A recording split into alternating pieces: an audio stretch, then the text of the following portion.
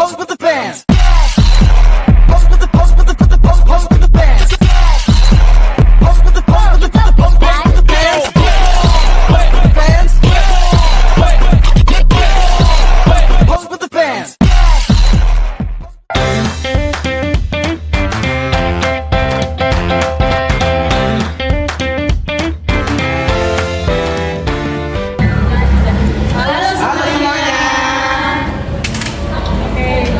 Perkenalkan, kami dari mahasiswa BK dan di sini ada teman kami.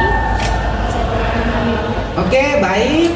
Sebelumnya perkenalkan, nama saya Renata Muhammad Alamsyah dari Prodi PLB angkatan 2025 dari kelas 2025E asal dari Kota Mojokerto. Salam kenal semuanya.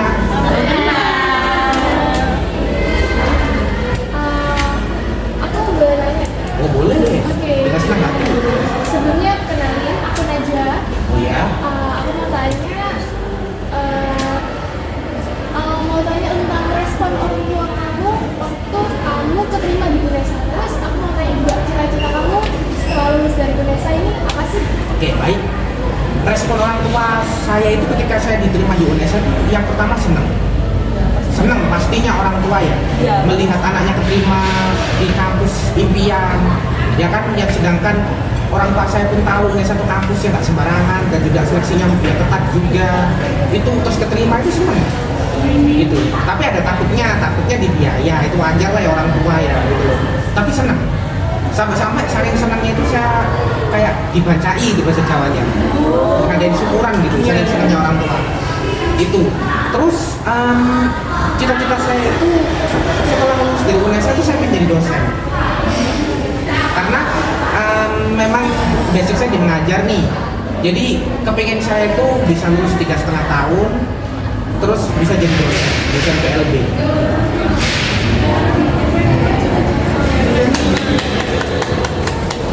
Jadi buat mungkin teman-teman di luar yang mungkin belum punya cita-cita yang jelas, lebih baik disiapin dari sekarang biar nanti lebih semangat juga.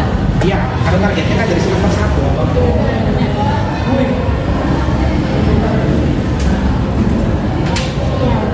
Iya, jadi kan aku Amanda ya, Renata ya. Iya, iya. Aku juga mau tanya, tapi aku tanya itu soal gini. Kamu tuh biasanya kalau berangkat ke kampus itu gimana ya Renata ya? Terus aku juga mau tanya, kalau di UNESA itu menurut Renata sendiri, fasilitasnya tuh apakah sudah memadai Renata sendiri dan teman-teman ya? Oke. Saya berangkat ke kampus itu ya, awalnya itu kan saya ngekos. Ngekos saya itu di Lidah Wetan Tengah nomor 56A. Saya ngekos di situ ya, pokoknya deketnya itulah ya yang berita viral yang dilakar santri itulah ya Muti Caci ya itulah ya gitu. Deketnya situ. Nah terus saya itu memang dari awal kepengennya asrama kan, karena apa?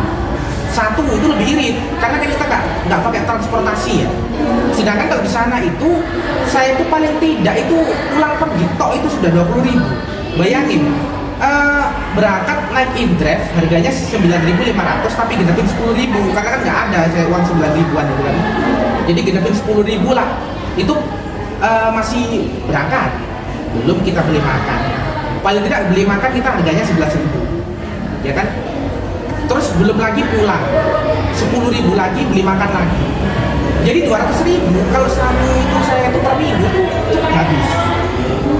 Akhirnya saya tuh pengen asrama, tapi waktu itu nggak kebagian kak, nggak kebagian kamar, penuh, asrama UNESA itu penuh, sudah dikejar dia itu. Akhirnya begitu pas menjelang Oktober itu kebetulan ada kamar kosong di situ, kebetulan kuotanya muat untuk 3 orang.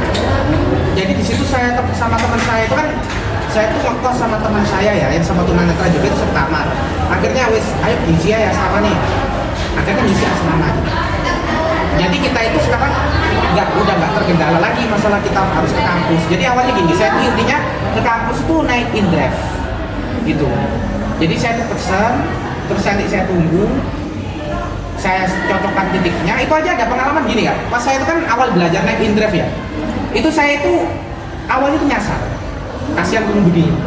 Saya itu kan harusnya titik penjemputan tuh di kos saya ya, tapi saya tuh salah pencet di UNESA. Pas PKKMB hari pertama itu sampai drivernya itu agak stres mungkin ya, sampai saya tuh dibantuin sama kebetulan ada ibu-ibu yang jual penyetan di situ. Mas mau kemana? Bu ini bu saya tolong, saya tuh pesen tapi saya salah titik gitu. Akhirnya ditelepon, ternyata pengemudinya itu baik kan, nggak ngensel. Akhirnya disuruh putar balik mau dia gitu. Nah akhirnya belajar dari pengalaman situ, akhirnya sebelum saya pesen tuh saya teliti banget, jangan sampai salah pencet titik kayak tadi gitu. Nah itulah awal saya tuh bisa kemana-mana sendiri. Nah terus kalau karena sekarang kita ini sudah di asrama, kita itu jalan Pak. Dari asrama ke kampus itu jalan kan dekat, gak terlalu jauh kan. Asrama Rusunawa sini itu gak terlalu apa jauh, dekat banget gitu. Beberapa langkah kita udah sampai di gedung PLB gitu. Jadi intinya itu mengandalkan orientasi mobilitas. Tadi ada lagi nggak? Mungkin Mas Ali itu tadi ada lagi nggak yang belum saya tanya? Tadi aku juga tanya tentang fasilitas sih, tentang kalau misalnya di kampus itu menurut anak-anak apakah memadai? Oh sudah. Menurut saya itu fasilitas yang di kampus ini sudah sangat memadai karena gini. Ketika kalian masuk sini kan kalian lihat ada guiding block ya. Ya itu guiding block itu bisa mengarahkan kami untuk menuju ke tempat tujuan kami. Misalkan taruhlah kayak tadi kan ada mantu kami itu kita itu disuruh ke auditorium lantai 4. Nah jadi kita itu akan langsung diarahkan oleh guiding block itu ke tangga yang datang. Kalian lihat bisa lihat di situ kan di sini ada 2 anak tangga ya. Tangga yang pertama itu tangga yang datang, tangga yang kedua itu yang benar-benar jalan biasa normal umumnya. Nah tangga yang ramah disabilitas itu yang datang itu juga ramah untuk pengguna kursi roda. Nah terus juga di setiap ruangan di hampir di UNESA kalau saya rasa itu ada braille-nya. Jadi bisa memudahkan kita untuk tahu meskipun kita tidak bertanya ini ruang apa, kita bisa raba di situ. Misalkan satu contoh kalau kita pengen ketemu sama dosen, berarti otomatis kita akan tertuju ke ruang dosen. Nah kita di situ akan apa ya, dapat tahu ini ruang dosen PLB. Jadi kita masuk sini. Jadi benar-benar kesimpulannya untuk keinklusifan UNESA itu sudah tidak diragukan lagi. Iya betul.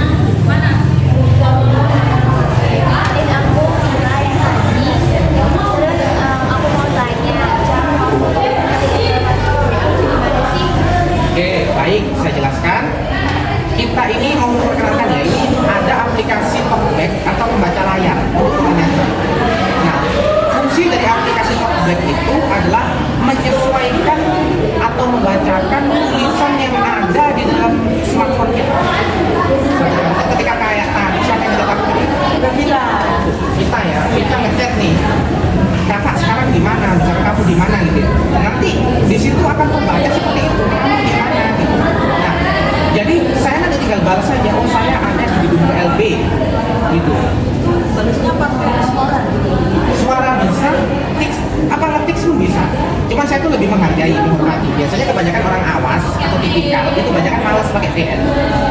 Jadi kadang kita tuh menyesuaikan. Justru malah kita yang disabilitas harus menyesuaikan. Jadi kayak saya sesuaikan kalau sama orang tipikal itu pakai teks. Kalaupun ada yang tipikal yang mau pakai VN baru saya berani VN. Boleh coba nanti. Ya mungkin nanti boleh coba setelah sesi wawancara. Jadi nggak hanya itu, nggak hanya pembaca layar, tapi kita juga ada aplikasi namanya Be My Eye.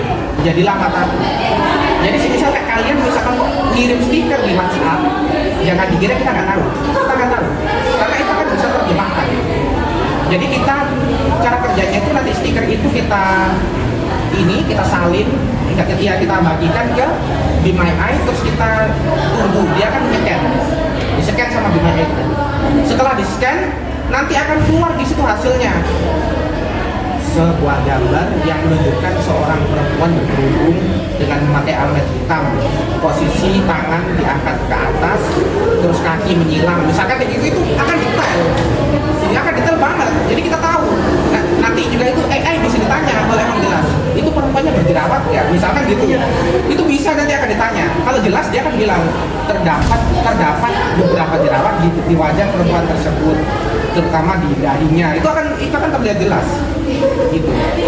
Jadi itu juga memudahkan kami untuk tahu. Misalkan kalau orang awas kirim stiker kita nggak bingung. Terus kalau apa kan bagian dari iya itu pakai kuota atau enggak ya? Enggak. Jadi itu aplikasinya gini, tak jelaskan dulu.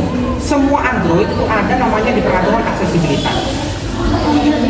Nah, kalian masuk ke situ nanti akan ada mesin Google. Mesin Google TTS, text to speech, itu kalian aktifkan. Nanti kalau itu kalian aktifkan, kalau kalian nggak pernah menggunakan itu, kalian akan bingung gimana cara mematikannya. Kayak temanku itu pernah yang di kelas ini, di kelasku itu, dia tuh iseng-iseng kayak apa untuk ke HP-nya, tiba-tiba tuh nggak sengaja ketekan talkback itu, bingung dia nggak bisa matiin, nggak bisa digerakkan juga karena gerakan talkback itu tidak seperti gerakan HP pada umumnya. Cara penggunaannya itu gini, saya deskripsikan. Kan biasanya HP itu kan di bawah ke atas gini kan. Kalau talkback itu kanan kiri gini, seret, seret, seret, seret. Dan itu akan langsung baca aplikasi WhatsApp, Instagram, terus Telegram gitu ya. Jadi tinggal kalau digulir kanan gini dia akan terus, kalau kembali kiri. Gitu. Nanti kalau kita sudah tujuannya ke WhatsApp nih, berarti kita tinggal masuk aja WhatsApp itu 2 kali. Dari situ kita disuruh 2 kali. Nanti kita akan masuk.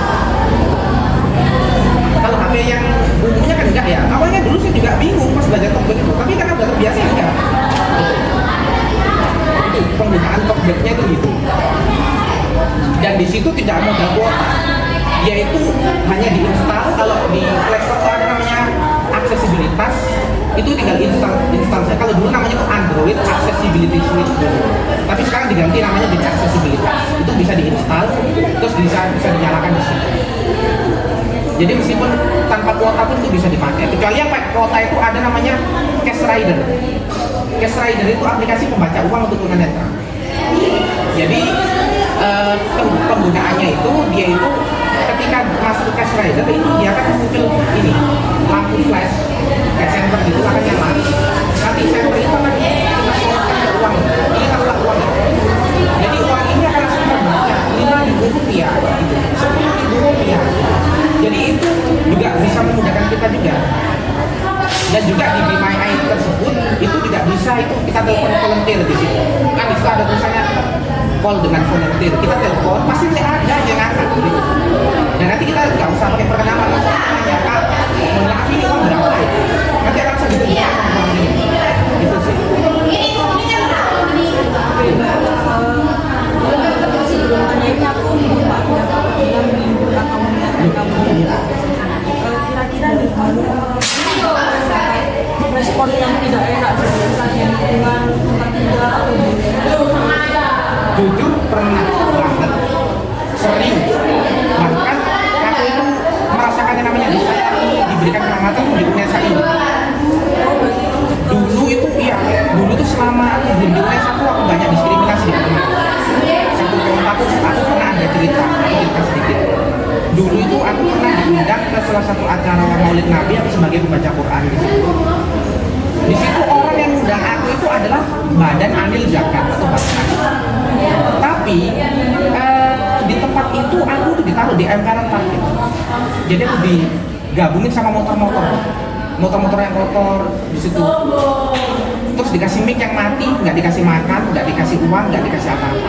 Ditaruh di tempat parkir, baca mic-nya mati, nggak dikasih makan, nggak dikasih uang. Itu yang pertama. Terus yang kedua, waktu itu aku undangan Islami apa tadi? Kan 100.000. Ada ya lah selang tempelnya ya. Terus sama orang yang undang itu dititipin ke salah satu ustadz. Ternyata ustadz itu pas orangnya nanya kan ya, Mas Renata, amplopnya sudah dikasihkan Mas Renata belum? Saya kan jawab apa adanya, belum Ustadz. Saya nggak nerima. Terus orangnya itu ditanya, yang Ustadz tadi di TV, ternyata orangnya itu nuduh saya kalau saya itu fitnah. Padahal saya itu sudah benar-benar memang nggak terima gitu kan, nggak terima uangnya, tapi dia tuh sudah tak kasihkan kok, aku nggak terima kalau aku difitnah kayak gini. Akhirnya yang undang saya gini loh Mas, segini aja guys. Kalau memang sama memang nggak dikasih, apa ikhlasin aja, nggak usah rame-rame. Pasti nanti ada rezekinya. Oke. Tapi di situ ayah saya nggak terima. Ayah saya nggak terima. Kalau gitu nanti tak datengin.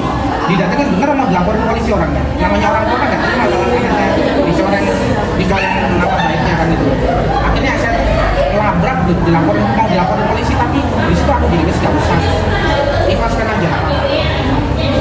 Mungkin wajar lah orang bisa aku yang mengambil kata nggak apa-apa, nggak usah dilaporin polisi, nggak usah diperpanjang masalah uang lo nggak nilai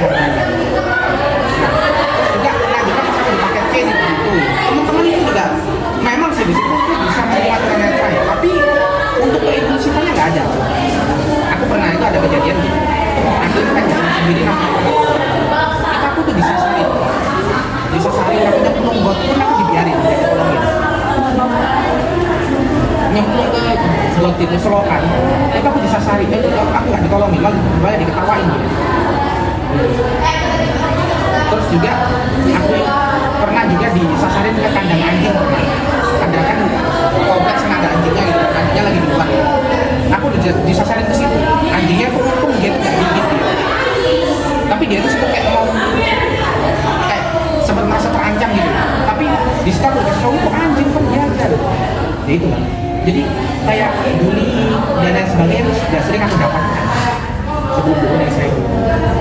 Untuk yang di Malaysia ini sudah tidak ada lagi. Tidak ada, alhamdulillah. Justru malah saya tuh merasakan kehangatan, kayak merasakan ibaratnya kasih sayang itu di Unesa ini. Gitu. Mungkin bisa menceritakan lebih lanjut Maksud dari kehangatan sendiri. Semisal kalau saya itu nggak tahu jalan, teman-teman mau tunjukkan, bahkan ada yang mau gandeng, nggak gengsi, mau gandeng. Satu contoh, saya tuh punya teman pas PKKMB, meskipun baru kenal itu.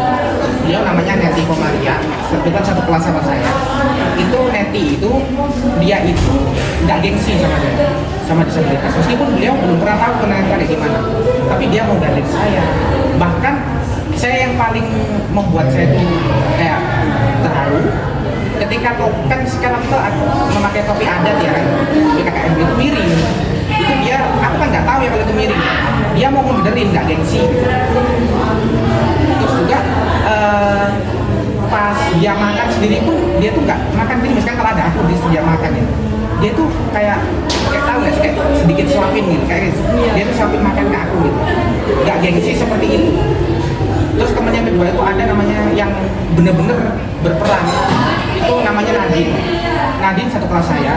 Itu beliau juga waktu itu kan KWU ya, KWU itu kan kita disuruh magang nih.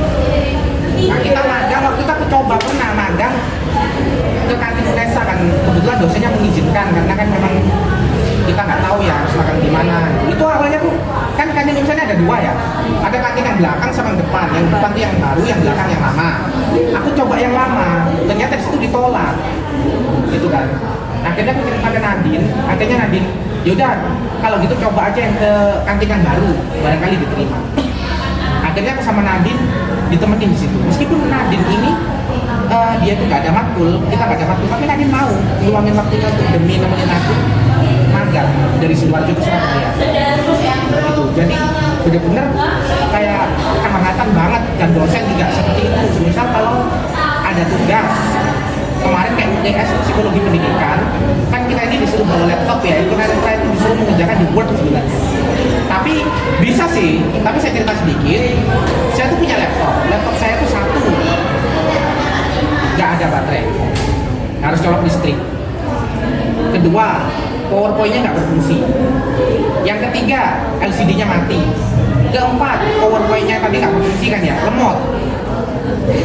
Terus yang kelima, kalau mau akses ChatGPT atau akses yang berhubungan dengan AI atau akses sesuatu yang besar, itu nggak bisa lemot, minus banget. Makanya nggak pernah laptop. Nah, akhirnya saya temukan keluhan saya itu ke PJ. Ternyata PJ cerita ke Bu Vivi selaku dosennya, sama Bu Vivi akhirnya kita dilibatkan di Google. Jadi kita ini yang tunanetra itu akhirnya mengerjakan soal di Google, nanti nilainya langsung keluar di HP gitu. Terus juga pas UTS kemarin, agama Islam ini kan ada UTS nih gitu. Nah, kebetulan sebenarnya itu pengerjaan soalnya tuh lewat LMS. Jadi kan harus masuk ke SSO. Nah, tapi karena di SSO itu kita ini kan pakai aplikasi baca layar ya. Di bagian perkuliahan itu tidak bisa terakses kawan, nggak bisa akses. Jadi kayak benar-benar keterangannya pakai tombol gambar, nggak bisa terakses di situ.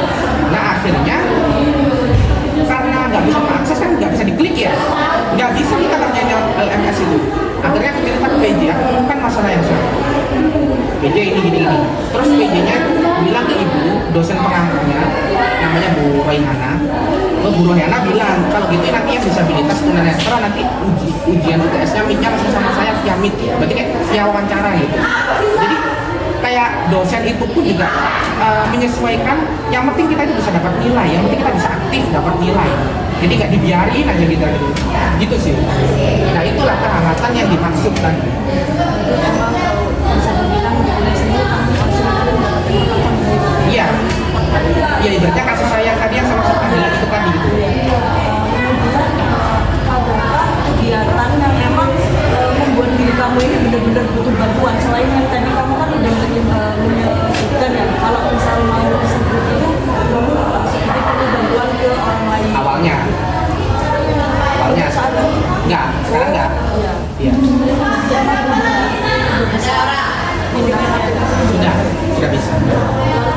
kegiatan apa yang kira-kira emang masih butuh bantuan orang lain? Mengakses sesuatunya nggak akses. Satu contoh kayak tadi SSO, kan saya kan nggak bisa akses ya. Itu berarti aku minta tolong teman. Aku aja kemarin ke KRS-an itu dibantuin teman, di KRS-an teman. Nggak bisa KRS-an sendiri, karena itu tadi nggak akses dia. Yang nggak kebaca. Terus yang kedua, buat PPT. Kita tunanetra kan nggak mungkin buat PPT ya, nggak bisa itu karena kan harus ada warnanya, terus ukuran fontnya itu gimana, terus kayak dikasih kadang gambar-gambar gitu kan, kadang-kadang itu nggak bisa.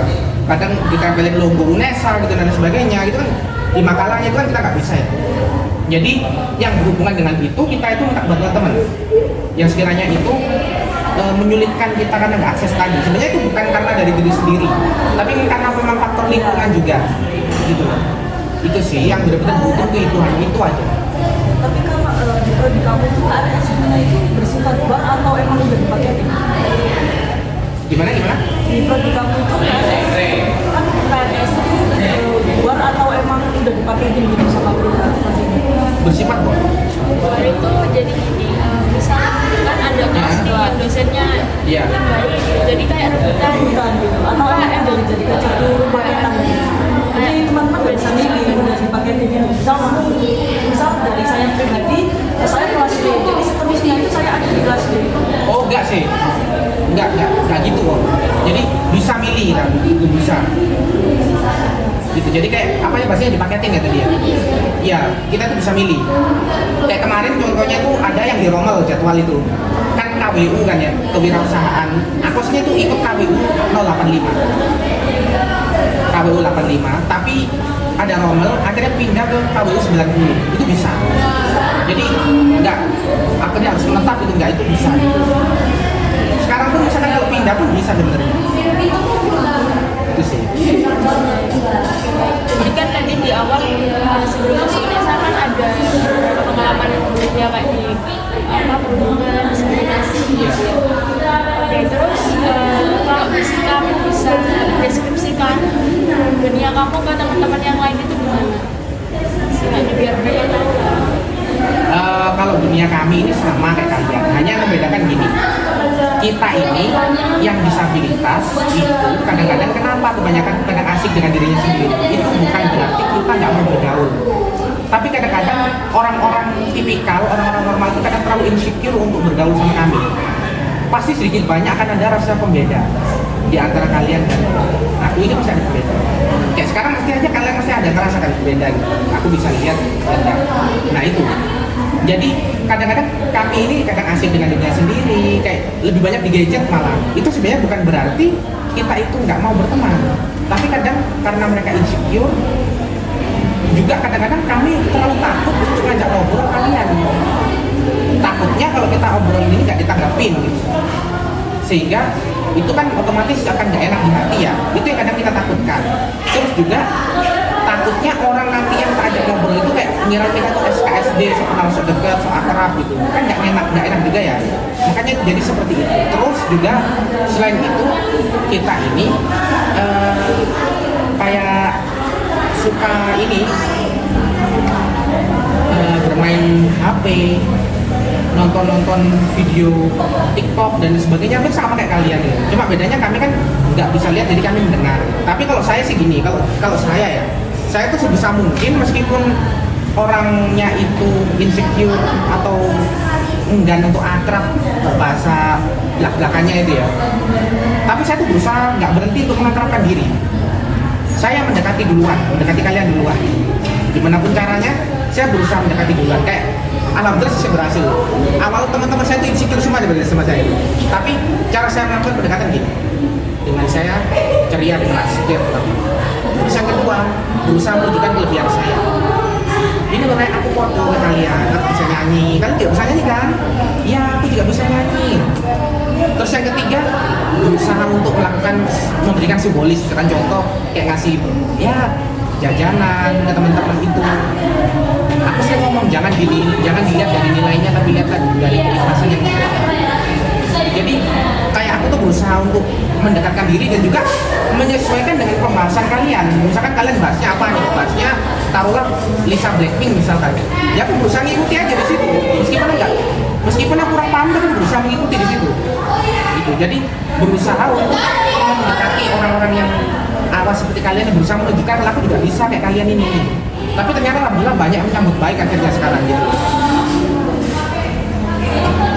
Kalau dari aku pribadi memang ya Renata ini ekstrovertnya ekstrovert banget coba, jadi diajak ngobrol pun asik gitu. Bahkan seharusnya ya istilah introvert ekstrovert kan itu bisa diatur ya. Gimana kita mengakrabkan diri ke lingkungan gitu. Ya betul. Oke, mungkin buat closing, kamu ada nggak motivasi atau quotes kata-kata gitu yang kamu mungkin buat pegangan kamu atau kamu ingat kata-kata mungkin quotes gitu? Mungkin sebagai closing ya, motivasi, terutama saya ini ingin memotivasi untuk diri saya sendiri, mengajak kalian semua bahwasanya kita ini sekarang sudah berada di UNESA tercinta. Kita sudah diterima sebagai keluarga besar UNESA, maka dari itu marilah kita manfaatkan kesempatan ini dengan sebaik-baiknya. Karena banyak di luar sana itu yang ingin kuliah seperti kalian, tapi tidak pernah bisa mendapatkan kesempatan. Satu, karena finansial. Dua, karena kadang keluarga yang tidak mendukung. Tiga, karena terlalu takut. Sekarang saja yang sudah sarjana cari pekerjaan itu sulit. Pikirnya orang masyarakat di luar sana itu kayak gitu. Banyak kok yang nggak sarjana tapi bisa sukses jadi pengusaha. Nah, statement seperti itulah yang sekarang lagi berkembang di masyarakat kita. Dan gimana cara kita menyikapinya? Cara kita menyikapi adalah kita harus bisa menunjukkan kita yang berkuliah ini juga bisa sukses, supaya nanti secara tidak langsung masyarakat itu akan terbuka pikirannya, statementnya akan dibuang itu tadi. Oh iya ya, ternyata orang kuliah itu bisa sukses. Ya ternyata salah, buktinya si A ini kuliah tapi sekarang jadi orang hebat, bisa jadi menteri, jadi guru, jadi dosen. Berarti kan kuliah tidak selamanya seperti itu. Itu yang seperti itu adalah dari diri kita sendiri. Bisa jadi kita ini mungkin terlalu malas. Makanya sebelum kita mengejar sesuatu itu kita berkaca dari diri kita sendiri. Itu sih yang pertama. Terus yang kedua, kalian juga ingat, sekarang ini kalian sedang membawa harapan orang tua di tangan kalian. Pasti kalian pas selama berkuliah itu orang tua akan pasti gini, pinter itu, cuma nol, sukses, bapak ini, syukurannya lah ibu bapak ini kayak yang ada cuma satu kali ini. Pasti akan ada omongan seperti itu kan, nggak mungkin nggak ada kan. Nah, sekarang kalian diamanahkan orang tua untuk menjaga harapan mereka. Sekarang orang tua kalian masih berharap anakku mulai jadi opor, anakku mulai bisa jadi dosen, seperti itu. Apakah kalian ingin mengejarkan orang tua? Nah itulah, kembalikanlah ke diri kalian sendiri. Renungkan itu makanya. Jangan MD juga kalau ngerjain tugas. Jangan mepet deadline. Terus yang ketiga, jangan pernah anggap kami yang disabilitas dengan pandangan sebelah mata. Karena apa? Kami ini memiliki kelebihan yang belum tentu kalian miliki. Satu contoh, saya ini bisa seperti ini.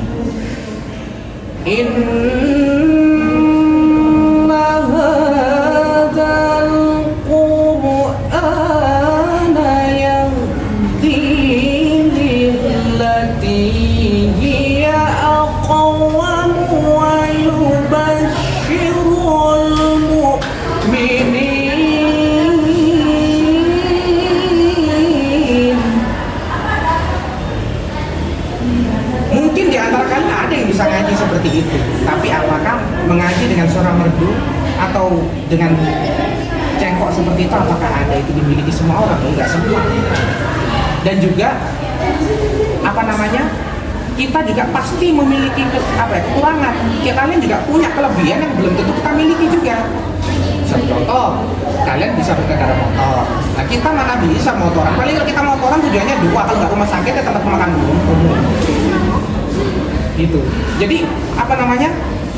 Sama-sama kita harus bisa menghargai keberagaman yang ada di lingkungan kita. Nggak usah jauh-jauh ke Indonesia, nggak usah kita menghargai suku ke suku, itu sudah lingkup besar itu. Dari hidup kecil dulu. Kayak kalian ketemu berhadapan sama aku sekarang, pasti kalian akan merasa kok ada yang beda di sini. Nah, disitulah yang harus kita benar-benar renungkan bersama. Dan juga jangan pernah merasa kalau kita ini sudah yang paling baik, karena di atas kita masih banyak orang lebih baik daripada kita. Mungkin pesan saya itu adalah pokoknya tetap semangat berkuliah. Ingat, harapan orang tua itu ada di tangan kalian. Jangan pernah menganggap kami yang disabilitas itu pandangan sebelah mata. Mungkin it's okay ya kalau kalian memang kasihan sama kami paham. Tapi cuma jangan kalau mengasihani gak sampai menyenangkan. Kami itu butuhnya disupport, nggak butuh dikasihani. Dengan kalian mensupport kami, itu sudah benar-benar hal yang luar biasa. Karena itu bisa menjadikan kunci kesuksesan untuk kami. Mungkin itu aja yang dapat saya sampaikan. Kurang lebih